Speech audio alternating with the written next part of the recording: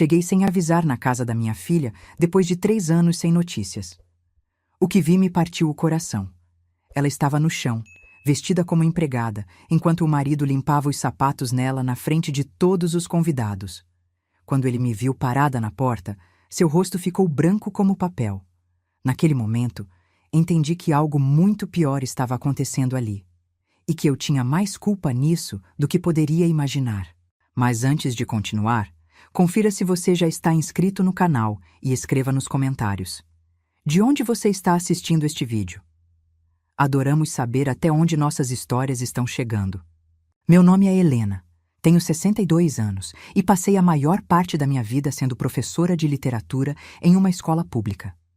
Criei minha filha Isabela sozinha depois que meu marido nos abandonou quando ela tinha apenas 2 anos. Foram tempos difíceis, mas eu sempre fiz questão de dar o melhor para ela. Uma boa educação, valores sólidos, a certeza de que era amada. Isabela cresceu sendo uma menina doce, estudiosa, mas sempre muito quieta.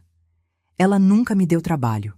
Sempre tirava notas excelentes, ajudava nas tarefas de casa, nunca reclamava de nada. Eu me orgulhava dela. Mas agora, olhando para trás, percebo que aquela docilidade toda escondia algo que eu deveria ter visto. Ela se formou em administração e conseguiu um bom emprego em uma empresa de eventos. Foi lá que conheceu Rodrigo. Ele era um dos sócios, um homem de quase 40 anos, bem-sucedido, charmoso, sempre impecavelmente vestido. Quando Isabela me apresentou a ele, confesso que fiquei impressionada. Ele era educado, atencioso, dizia todas as coisas certas, parecia perfeito demais. Eles namoraram por apenas 6 meses antes de ficarem noivos. Eu achei rápido. Quis conversar com a Isabela sobre isso, mas ela estava radiante. Dizia que Rodrigo era o homem da vida dela, que nunca tinha se sentido tão amada, tão segura. Como eu poderia me opor? Minha filha parecia feliz pela primeira vez em muito tempo. O casamento foi lindo, uma festa grande em um salão elegante, com mais de 200 convidados. A maioria era gente do círculo de Rodrigo, empresários, pessoas influentes. Eu me senti um pouco deslocada ali, com meu vestido simples e meus amigos professores. Mas o sorriso da Isabela compensava tudo. Depois do casamento, eles se mudaram para uma mansão nos arredores da cidade. Rodrigo disse que queria que Isabela parasse de trabalhar, que se dedicasse a cuidar da casa e a aproveitar a vida. Ela aceitou sem questionar. Na época, achei estranho. Ela sempre foi tão independente, mas pensei que fosse escolha dela. Nos primeiros meses, ainda nos falávamos toda semana. Isabela ligava, contava sobre a casa nova, sobre os jantares que Rodrigo promovia, sobre a vida que estava construindo. Mas então as ligações começaram a ficar mais espaçadas. Primeiro uma vez por semana, depois a cada 15 dias, depois uma vez por mês. Eu tentava ligar para ela, mas raramente conseguia falar. O telefone tocava, e tocava até cair na caixa postal. Quando ela atendia, a conversa era sempre apressada. Dizia que estava ocupada, que tinha muitas coisas para resolver, que ligaria depois, mas nunca ligava. Mandei mensagens, e-mails. As respostas vinham cada vez mais curtas e frias. Estou bem, mãe, não se preocupe, beijos. Nada mais. Nenhum detalhe, nenhuma conversa real. Era como se ela estivesse se afastando aos poucos, desaparecendo da minha vida. Tentei visitar algumas vezes. Peguei ônibus até a região onde ficava a mansão, mas quando chegava no portão, os seguranças diziam que Isabela não estava, ou que estava descansando e não podia receber visitas, ou que Rodrigo não autorizava entradas sem aviso prévio. Sempre uma desculpa diferente. Liguei para o telefone da casa. Quem atendia era sempre uma voz feminina educada, provavelmente uma empregada, dizendo que a senhora Isabela não podia atender no momento. Quando eu insistia, a ligação era encerrada. Era como bater em uma parede. 3 anos se passaram assim. 3 anos em que minha filha virou praticamente uma estranha. Eu me perguntava todas as noites o que tinha acontecido. Será que eu tinha feito algo errado? Será que ela estava com raiva de mim por algum motivo? Ou será que Rodrigo não gostava de mim e estava afastando ela de propósito? Meus amigos diziam para eu deixar para lá, que Isabela era adulta e tinha feito suas escolhas. Mas uma mãe não consegue simplesmente desistir. Toda noite eu sonhava com ela, acordava com o coração apertado, com a sensação de que algo estava muito errado. Até que, 3 semanas atrás, recebi uma mensagem estranha. Era de um número desconhecido. Dizia apenas: "Sua filha precisa de você. Venha até a casa dela no sábado à noite, por volta das 8. Haverá uma festa. Use a entrada dos fundos. A porta estará aberta." Fiquei paralisada. Quem tinha mandado aquilo? Por que de forma anônima? Pensei que pudesse ser uma pegadinha, algum tipo de golpe. Mas e se fosse real? E se Isabela realmente precisasse de mim? Passei os dias seguintes em agonia, sem saber o que fazer. Mostrei a mensagem para algumas amigas e elas me aconselharam a não ir. Diziam que era perigoso, que podia ser uma armadilha. Mas algo dentro de mim dizia que eu precisava arriscar.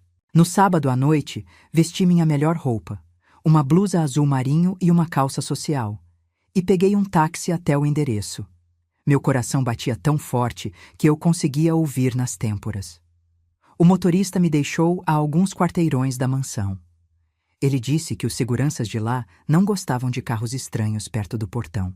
Caminhei pela rua escura, iluminada apenas pelos postes antigos. A mansão se erguia imponente no topo de uma pequena colina, toda iluminada. Dava para ouvir música vindo de dentro, vozes, risos. Realmente havia uma festa acontecendo. Contornei o muro alto até encontrar uma porta lateral nos fundos, como a mensagem havia indicado. Empurrei devagar e, para minha surpresa, estava mesmo aberta. Entrei. O coração disparou quando pisei dentro da propriedade. Segui por um caminho de pedras que levava aos fundos da casa, passando por um jardim perfeitamente cuidado. As luzes da festa piscavam através das janelas enormes e a música ficava mais alta a cada passo que eu dava. Encontrei uma porta de serviço entreaberta. Respirei fundo e entrei. O corredor era estreito, com paredes brancas e cheiro de produtos de limpeza. Era claramente uma passagem para funcionários. Segui em frente, guiada pelos sons da festa que ecoavam pela casa. Ao abrir outra porta, me vi no hall de entrada principal, e foi ali que meu mundo desabou. Isabela estava no chão. Minha filha estava deitada bem na entrada, sobre um capacho grande e decorativo.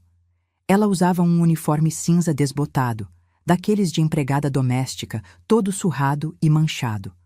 O cabelo dela, que sempre foi seu orgulho, castanho, longo e brilhante, agora pendia em mechas oleosas e embaraçadas.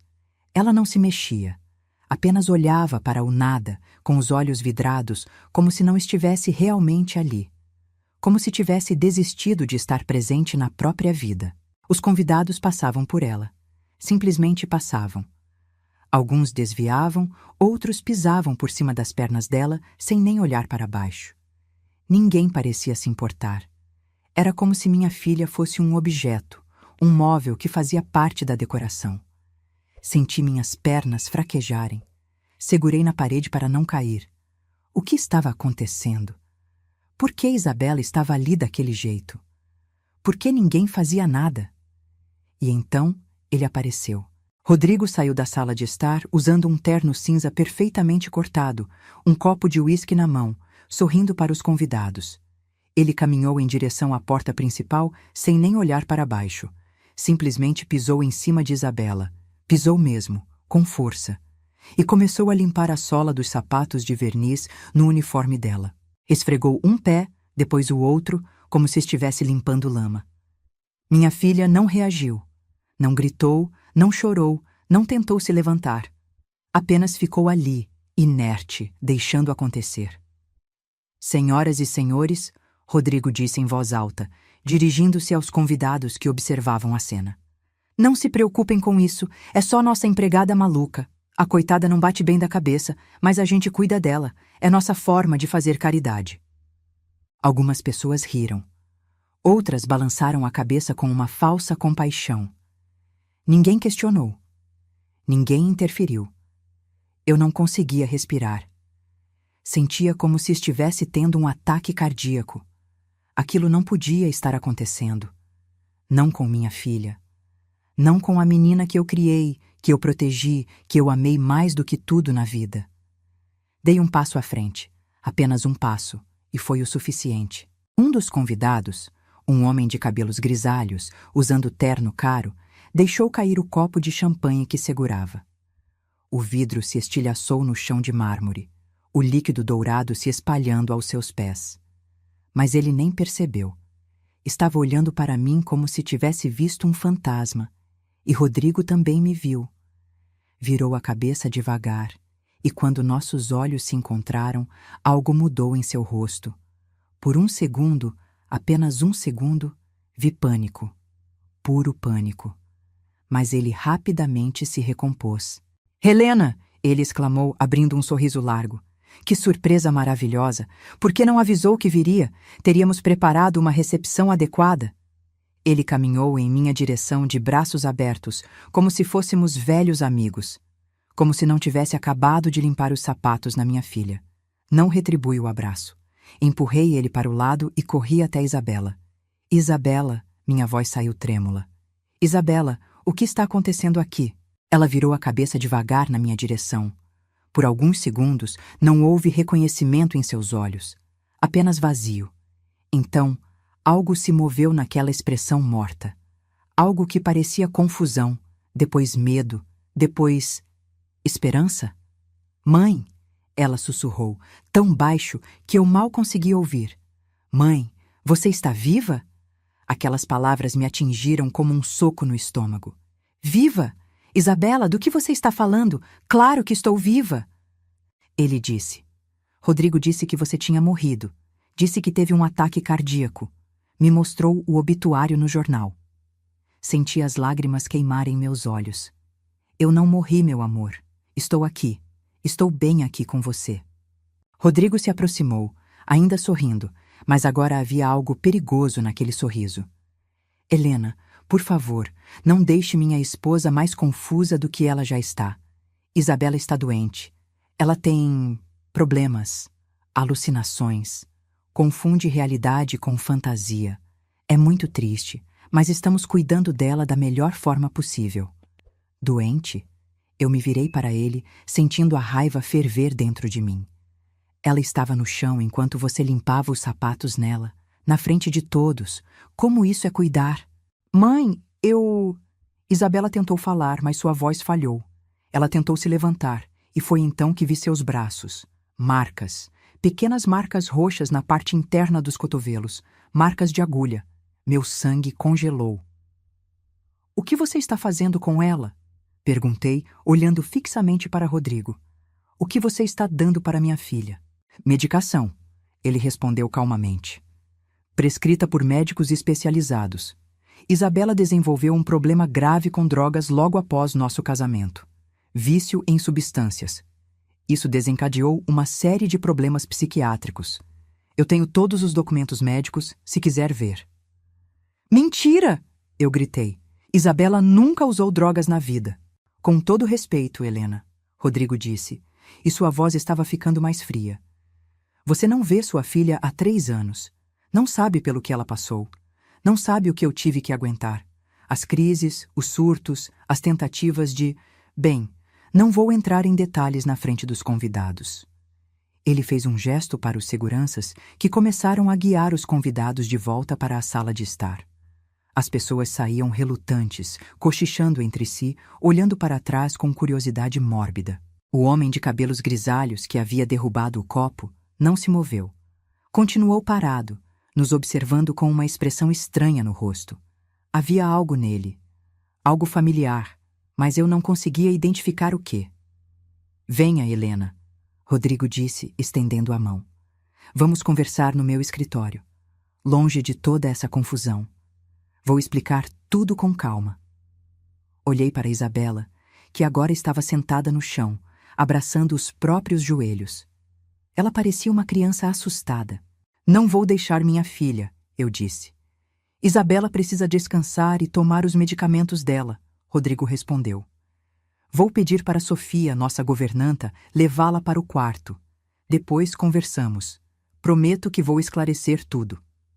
Uma mulher de meia idade apareceu, vestindo o uniforme de empregada. Ela ajudou Isabela a se levantar com uma gentileza que me surpreendeu. Havia compaixão em seus olhos. Vou com ela, eu disse, dando um passo em direção à escada. Mas 2 homens corpulentos, claramente seguranças, apareceram bloqueando meu caminho. Não disseram nada, apenas ficaram ali, imóveis como estátuas. Helena, a voz de Rodrigo soou suave, quase paternal. Não complique as coisas. Vamos conversar civilizadamente. Depois você pode ver Isabela.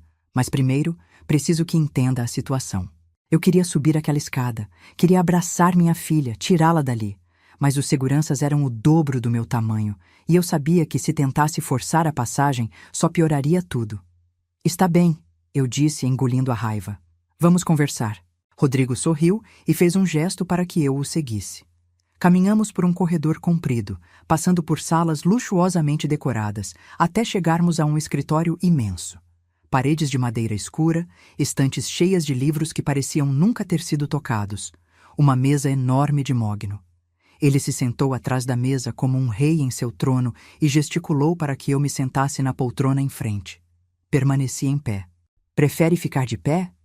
Tudo bem, ele deu de ombros. Vou direto ao ponto, então. Sua filha está doente, Helena. Gravemente doente. Começou cerca de 1 ano após nosso casamento. Ele abriu uma gaveta e tirou uma pasta grossa, colocando-a sobre a mesa. Folheou até encontrar alguns documentos e os virou na minha direção. Laudos médicos, ele disse, de psiquiatras renomados. Diagnóstico: transtorno esquizoafetivo agravado por uso de substâncias. Em termos simples, sua filha é viciada em drogas e isso causou problemas mentais graves. Peguei os papéis com mãos trêmulas. Eram documentos oficiais com carimbos e assinaturas. Mas alguma coisa estava errada. A letra dos médicos, as datas, tudo parecia muito conveniente, arrumado demais. Isabela nunca tocou em drogas na vida, eu repeti. Ela mal bebia álcool. É exatamente o que todos os pais de viciados dizem, Rodrigo respondeu com um suspiro cansado. Não conheci sua filha quando ela estava bem. O vício já tinha começado quando nos casamos. No início, ela conseguia esconder, mas depois ficou impossível. Ele pegou uma foto da pasta e me mostrou. Isabela estava em um canto de um quarto, o cabelo desgrenhado, os olhos arregalados, segurando uma faca contra o próprio peito. Isso foi há 8 meses, Rodrigo disse. Ela tentou me atacar. Disse que eu estava envenenando a comida dela, paranoia clássica. Olhei para a foto e senti meu estômago embrulhar. Aquela não era minha filha. Não poderia ser. Mas era. Era Isabela, irreconhecível, destruída. Eu poderia tê-la internado em uma clínica psiquiátrica, Rodrigo continuou. Teria sido mais fácil para mim. Mas eu a amo, Helena. Apesar de tudo. Por isso a mantenho aqui, em casa, com os melhores cuidados médicos, as melhores medicações. Custa uma fortuna, mas não me importo. Cada palavra que saía da boca dele soava sincera. Mas havia algo errado. Alguma coisa que eu não conseguia identificar. A forma como ele falava era ensaiada demais, polida demais. Por que ela estava no chão? Eu perguntei. Por que você limpou os sapatos nela? O rosto dele ficou sério. Eu não limpei os sapatos nela. Eu nem percebi que ela estava ali. Isabela às vezes tem esses episódios. Deita no chão e se recusa a se levantar por horas. Faz parte da doença. Eu passei sem olhar porque já estou tão acostumado que nem registro mais. Ele balançou a cabeça como se estivesse exausto. Você não imagina como é viver assim, Helena. Minha própria esposa virou uma estranha. Não me reconhece na metade dos dias.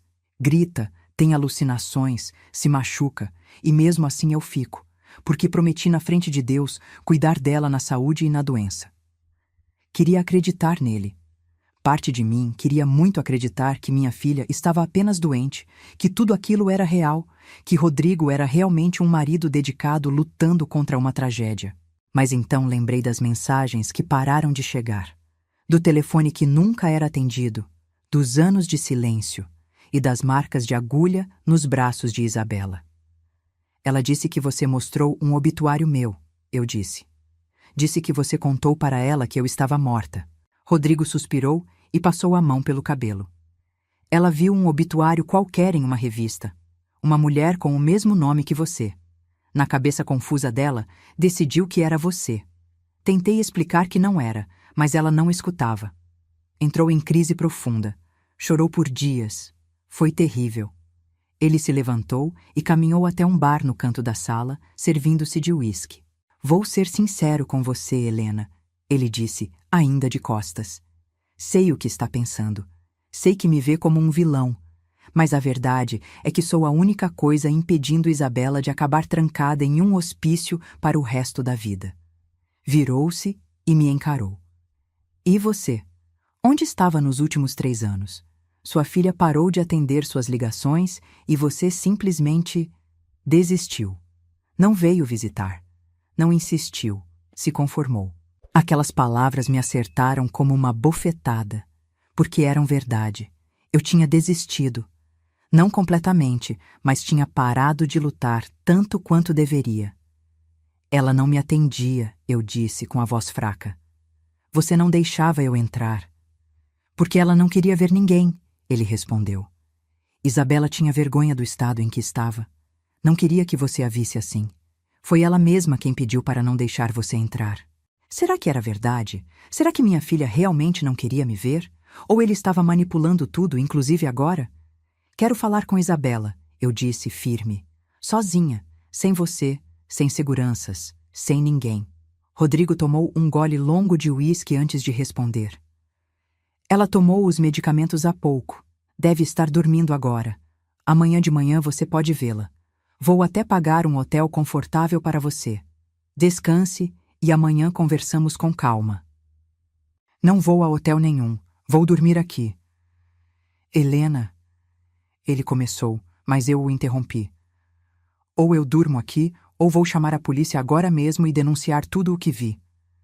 Ele ficou parado, me avaliando. Depois assentiu. Tudo bem. Tenho vários quartos de hóspedes. Sofia vai preparar um para você. Ele tocou um interfone na mesa. Sofia, prepare o quarto azul para nossa convidada. Minutos depois, a governanta apareceu na porta. Era a mesma mulher que tinha ajudado Isabela a subir. Ela me olhou de um jeito estranho, como se quisesse dizer alguma coisa, mas não pudesse. Siga-me, por favor, ela disse baixinho. Segui Sofia pelos corredores silenciosos da mansão. A festa tinha acabado, os convidados tinham ido embora e só restava aquele silêncio pesado que parecia engolir tudo.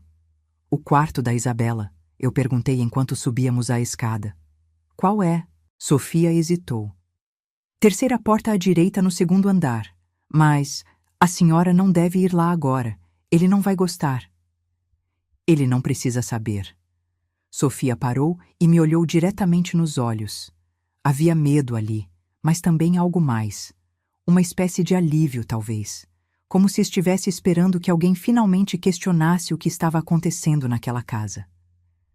Ela precisa de ajuda, Sofia sussurrou. Sua filha precisa de ajuda, mas ele é perigoso, muito perigoso. Tenha cuidado. Antes que eu pudesse perguntar mais, ela se virou e continuou andando. Me levou até um quarto espaçoso com uma cama enorme, móveis elegantes e uma janela que dava para o jardim. Se precisar de algo, é só tocar o interfone, ela disse. Boa noite. E saiu, fechando a porta atrás de si. Fiquei ali parada no meio daquele quarto luxuoso, sentindo o peso de tudo o que tinha acontecido. Minha filha estava em algum lugar daquela casa, drogada e confusa, e eu não podia fazer nada até o amanhecer. Ou podia. Esperei 2 horas. 2 longas horas sentada na beirada da cama, ouvindo os sons da casa se acalmarem.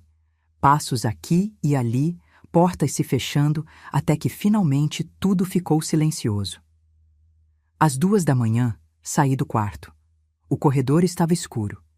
Apenas pequenas luzes de emergência próximas ao chão iluminavam o caminho. Caminhei descalça, tentando não fazer barulho, até encontrar a terceira porta à direita. Girei a maçaneta devagar.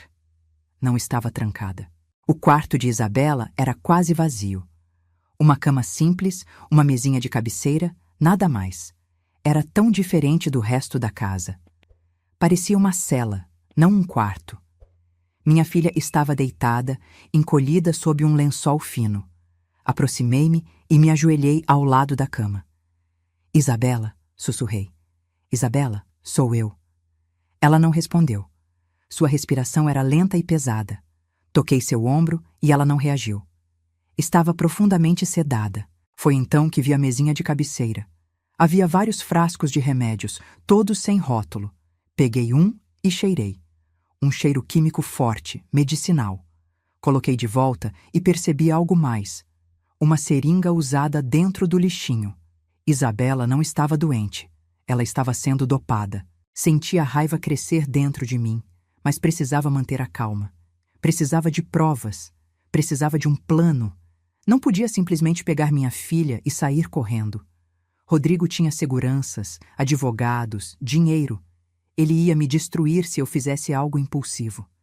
Inclinei-me e beijei a testa de Isabela. Vou te tirar daqui, sussurrei. Prometo. Voltei para meu quarto sem ser vista e deitei na cama, mas não consegui dormir. Fiquei pensando, planejando, tentando descobrir o que fazer. De manhã cedo, antes do sol nascer, ouvi batidas leves na porta. Levantei-me e abri. Era Sofia. Ele já acordou, ela disse baixinho, e pediu para eu avisá-la que tem uma reunião importante hoje de manhã. Ele vai sair e deixou um dos seguranças de plantão. Se a senhora quiser ver Isabela, é agora. Obrigada, eu disse. Sofia, você sabe o que está acontecendo aqui, não sabe? Ela baixou os olhos. Sei, mas não posso fazer nada.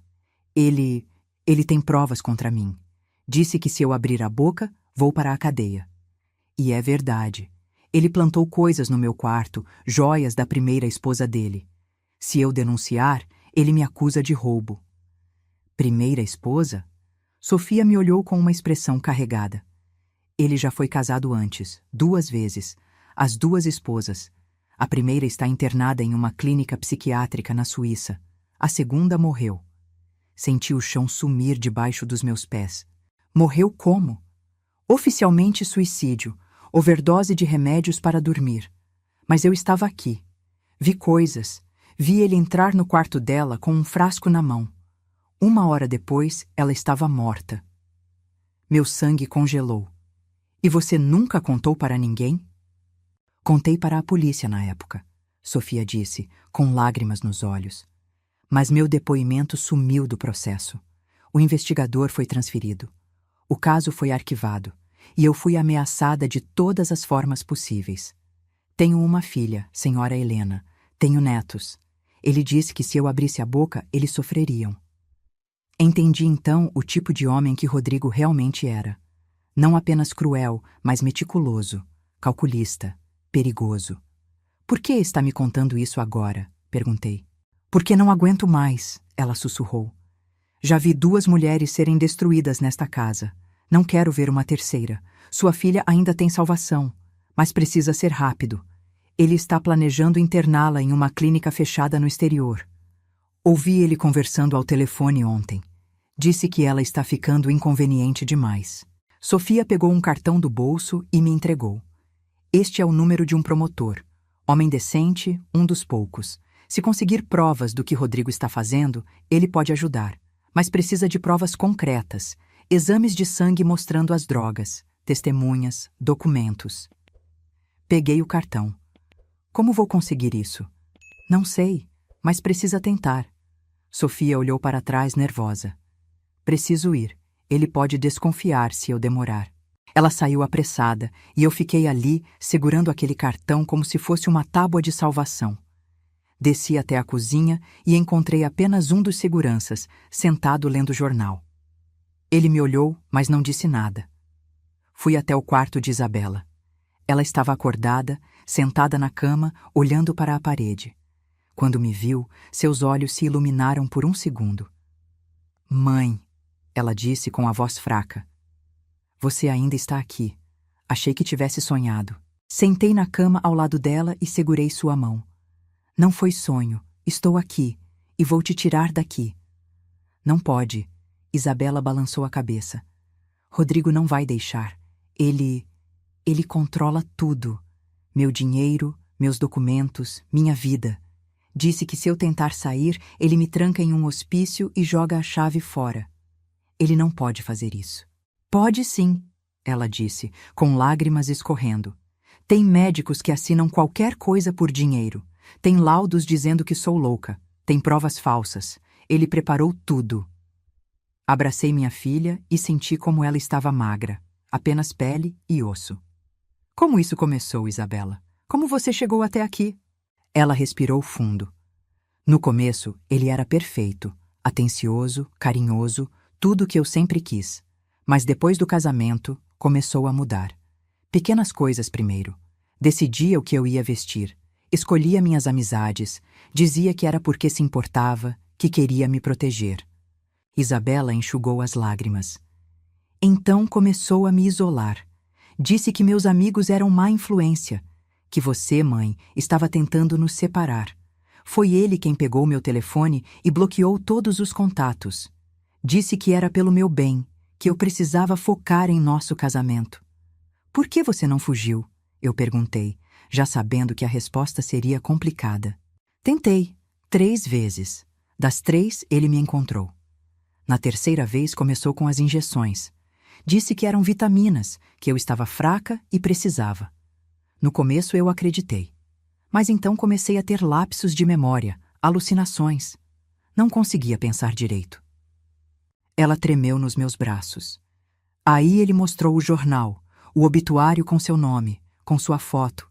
Disse que você tinha morrido e que ele não tinha me contado antes porque eu estava muito frágil. Eu entrei em colapso. Não comi, não bebi por dias. Queria morrer também. E ele consolou você, eu disse, começando a entender o padrão. Sim. Disse que agora só tinha ele, que ele cuidaria de mim para sempre.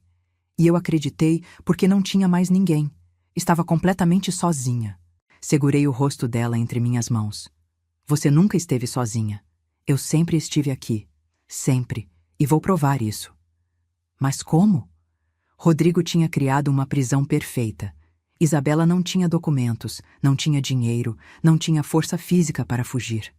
E se eu simplesmente a levasse, ele chamaria a polícia e mostraria os laudos médicos falsos.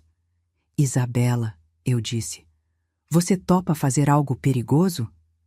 Ela me olhou com medo, mas também com um lampejo de esperança. O quê? Vamos fingir que você ainda está sob o controle dele. Continuar tomando os remédios na frente dele, agindo confusa, mas começar a guardar provas, gravar conversas se possível. Enquanto isso, vou ao promotor que Sofia indicou e ver o que podemos fazer. Ele vai desconfiar se você ficar aqui, Isabela disse. Então vou embora hoje, mas volto, e quando voltar, vai ser com ajuda. Passamos mais 1 hora conversando, planejando. Quando saí do quarto, Isabela parecia um pouco mais viva. Ainda assustada, ainda fraca, mas com um objetivo agora. Rodrigo chegou no meio da tarde. Me encontrou na sala de estar. Helena, ele disse, com aquele sorriso calculado. Como passou a noite? Bem, eu menti. Conversei com Isabela esta manhã. Ela parece melhor. Ótimo. Os remédios estão fazendo efeito. Ele se sentou e cruzou as pernas. Estava pensando. Já que você veio até aqui, que tal ficar alguns dias? Passar mais tempo com sua filha. Tenho certeza que vai fazer bem para ela. Era uma armadilha. Ele queria me manter por perto para vigiar, para ter certeza que eu não faria nada. Não posso, eu disse. Tenho responsabilidades em casa, mas volto semana que vem. Tem certeza? Ele insistiu. Isabela ficaria muito feliz. Tenho, mas prometo que volto logo. Ele estudou meu rosto, procurando sinais de que eu estava mentindo. Mantive a expressão neutra. Está bem, ele finalmente disse. Vou pedir para um dos motoristas levá-la até a cidade. Não precisa, pega um táxi. Insisto, é o mínimo que posso fazer pela minha sogra. Durante todo o caminho até a cidade, o motorista, que era claramente um dos seguranças, não tirou os olhos do retrovisor, me vigiando. Rodrigo estava se certificando de que eu realmente iria embora. Quando cheguei em casa, liguei imediatamente para o número que Sofia tinha me dado. Uma secretária a atendeu e disse que o promotor, Dr. Mendes, estava em audiência. Deixei recado pedindo urgência. Ele retornou minha ligação 3 horas depois. Contei tudo. Sobre Isabela, sobre Rodrigo, sobre as esposas anteriores. Ele me ouviu em silêncio. Senhora Helena, ele disse quando terminei. O que a senhora está descrevendo é gravíssimo. Mas preciso ser sincero. Rodrigo Domingues é um homem extremamente bem conectado. Já tentaram investigá-lo antes e nunca deu em nada. Ele tem juízes, policiais e médicos no bolso. Então não há nada que possamos fazer? Eu não disse isso, mas precisamos de provas irrefutáveis. Exame de sangue da sua filha mostrando as drogas. Depoimentos de testemunhas dispostas a falar. Documentos que provêm a falsificação dos laudos médicos. Sem isso, qualquer denúncia será arquivada. E se eu conseguir tudo isso? Aí podemos agir. Mas, senhora, tome cuidado. Se Rodrigo desconfiar que está investigando, pode acelerar os planos dele com sua filha. E não será nada bom. Desliguei o telefone sentindo o peso da responsabilidade. Precisava de provas, mas como conseguir se Rodrigo controlava tudo? Passei os 3 dias seguintes pesquisando sobre ele.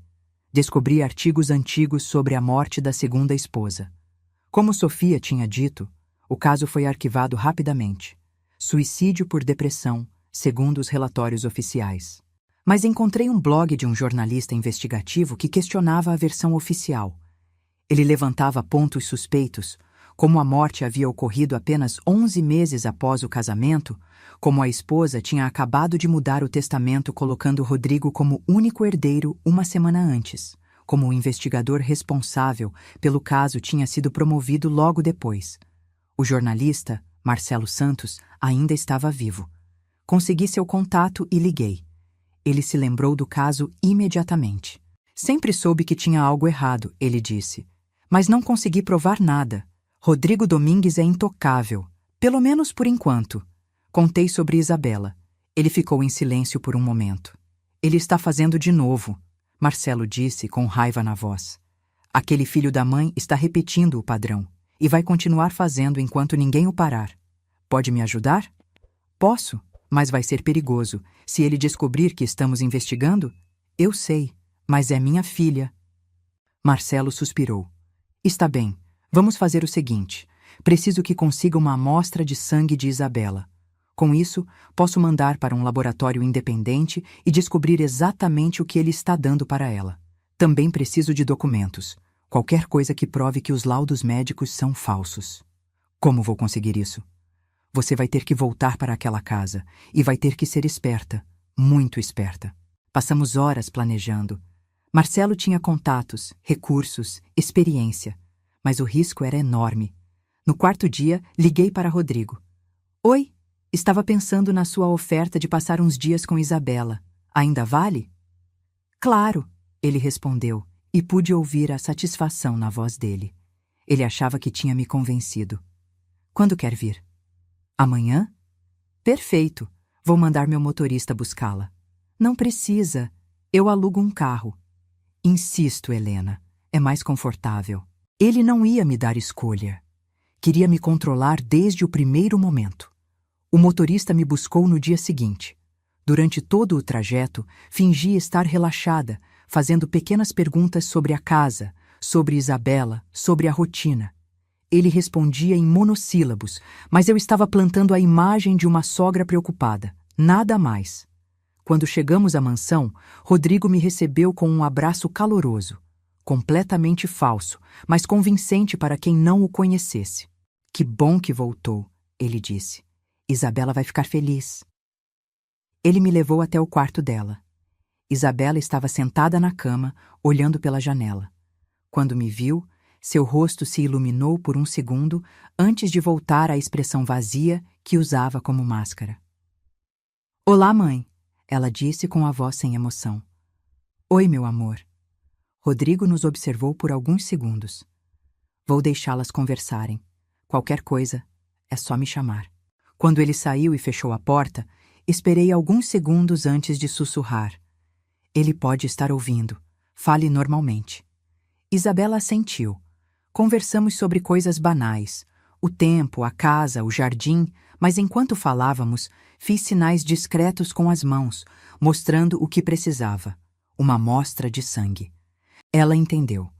Durante o jantar, que fazíamos todos juntos no imenso salão de jantar, Isabela derrubou acidentalmente uma taça de vinho. No caos de limpar, consegui pegar uma das seringas usadas do banheiro dela, enrolada em papel higiênico que ela tinha deixado propositalmente ao meu alcance. Naquela noite, enquanto Rodrigo dormia e a casa ficava silenciosa, subi até o escritório dele. A porta estava trancada, mas Sofia, que se tornou minha aliada secreta, tinha conseguido uma cópia da chave. O escritório estava escuro. Usei a lanterna do celular para procurar. Nas gavetas, encontrei pastas organizadas meticulosamente. Uma delas tinha o nome Isabela escrito. Abri e senti o coração disparar.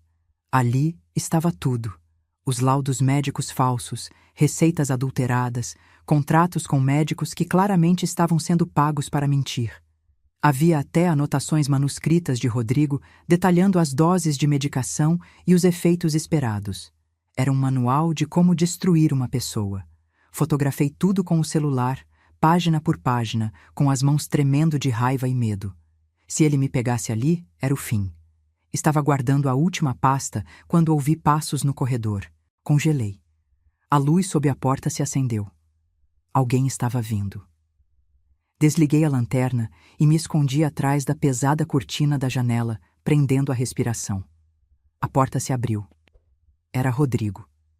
Ele entrou acendendo as luzes e foi direto até a mesa. Meu coração batia tão forte que tinha certeza que ele ia ouvir. Ele abriu uma das gavetas, exatamente a que eu tinha acabado de fechar, e pegou algo. Ficou ali parado por um momento, folheando papéis. Então, para meu horror absoluto, começou a caminhar em direção à janela. Em direção a mim. Fechei os olhos. Se ele abrisse a cortina, me encontraria. E aí... Mas ele parou a meio metro de distância. Ouvi o som de um isqueiro, o cheiro de cigarro. Ele estava apenas fumando, olhando pela janela. Sofia, ele disse de repente, e eu quase tive um ataque cardíaco. Ela deve ter entrado no escritório, porque ouvi sua voz. Sim, senhor. Minha sogra. Está vigiando ela? Sim, senhor. Ela foi para o quarto dela há 1 hora e não saiu. Tem certeza? Absoluta. Houve um silêncio. Então Rodrigo disse: ela está planejando algo. Sinto isso. Fique de olho. E se ela tentar fazer qualquer coisa suspeita, me avise imediatamente. Sim, senhor. Sofia saiu. Rodrigo ficou mais alguns minutos fumando. Quando finalmente apagou o cigarro e saiu, levando a pasta que tinha pego, esperei mais 10 minutos antes de me mover. Saí do escritório com as pernas bambas e voltei para meu quarto. Tinha conseguido as fotos. Tinha a seringa com resíduos de sangue. Agora precisava sair daquela casa sem levantar suspeitas. De manhã, no café, anunciei: preciso voltar para casa hoje. Lembrei que tenho uma consulta médica amanhã cedo. Rodrigo me olhou com aqueles olhos calculistas. Que pena. Mas entendo. Saúde em primeiro lugar. Quer que meu motorista a leve? Prefiro pegar um táxi, se não se importa. Não quero dar trabalho. Não é trabalho nenhum. Mesmo assim, prefiro táxi. Ele não insistiu, mas pude ver a desconfiança em seu olhar. Despedi-me de Isabela. Abracei minha filha e sussurrei tão baixo que só ela ouviu. Logo, meu amor, logo você sai daqui. O táxi me levou direto para o laboratório que Marcelo havia indicado. Entreguei a seringa e paguei para ter o resultado em 24 horas, não importava o custo. Depois fui até o escritório do promotor Mendes e mostrei as fotos dos documentos. Ele as examinou cuidadosamente. Isso é ouro, ele disse. Prova de falsificação, suborno, tudo. Se os exames de sangue confirmarem a intoxicação, podemos prender Rodrigo Domingues. Quando? Assim que tivermos os resultados. Mas, senhora Helena, ele não pode desconfiar. Se desconfiar, pode fazer algo drástico com sua filha. Passei aquela noite e o dia seguinte em agonia. A cada hora que passava, tinha certeza de que Rodrigo descobriria, que faria algo terrível com Isabela. Os resultados chegaram na tarde do dia seguinte. O laboratório confirmou. Isabela estava sendo sistematicamente dopada com uma combinação de benzodiazepínicos e antipsicóticos em doses que nenhum médico ético jamais prescreveria. Doses calculadas para mantê-la confusa, submissa, dependente. Levei os resultados para o promotor Mendes. Ele imediatamente começou a preparar a operação. Vamos entrar na casa amanhã de manhã, ele disse. Com mandado de busca e apreensão, ordem de prisão preventiva para Rodrigo e ordem judicial para exame médico compulsório em Isabela. Vai ser rápido. Posso ir junto? Não é recomendável, mas entendo que queira estar lá. Naquela noite, não consegui dormir. Ficava imaginando tudo que podia dar errado. Rodrigo resistindo. Isabela entrando em pânico. Os documentos misteriosamente sumindo. Às 6 da manhã, encontrei o promotor Mendes e uma equipe de policiais em frente à delegacia. Marcelo, o jornalista, também estava lá com uma câmera. Para documentar, ele explicou. Desta vez ele não vai escapar. Fomos em comboio até a mansão. O sol mal tinha nascido quando chegamos aos portões. Os seguranças tentaram impedir a entrada, mas o promotor mostrou o mandado e eles não tiveram escolha. Entramos na casa. Rodrigo estava tomando café no grande salão de jantar, usando roupão de seda, lendo jornal como se fosse um dia normal. Quando viu a comitiva entrar, seu rosto perdeu toda a cor. O que significa isso? Ele se levantou, tentando soar autoritário, mas com a voz tremendo. Rodrigo Domingues, o promotor Mendes disse formalmente, está preso preventivamente sob acusação de cárcere privado, falsificação de documentos, suborno e tentativa de homicídio. Isso é um absurdo, vocês não têm provas. Temos, Mendes respondeu, fazendo um sinal para os policiais. E muitas. Enquanto Rodrigo era algemado, subi correndo para o quarto de Isabela. Ela estava acordada, sentada na cama, olhando pela janela. Mãe? Ela disse quando me viu com lágrimas nos olhos. O que está acontecendo? Ouvi barulho. Você está livre, meu amor. Finalmente está livre. Abracei minha filha e senti ela desabar nos meus braços, chorando anos de dor, medo e solidão. Os médicos chegaram e levaram Isabela para o hospital. Lá, começaram o processo de desintoxicação e avaliação psicológica. Levou semanas para as drogas saírem completamente do organismo dela. Mais tempo ainda para ela começar a processar o trauma. Rodrigo foi julgado 6 meses depois. As provas eram irrefutáveis. Além do que aconteceu com Isabela, a investigação reabriu os casos das esposas anteriores. A primeira, Marina, foi libertada da clínica na Suíça e seu depoimento foi devastador. A segunda, Olga, teve o caso reclassificado como homicídio. Ele pegou 25 anos de prisão. Hoje, 2 anos depois, Isabela mora comigo. Ainda faz terapia toda semana. Alguns dias são difíceis.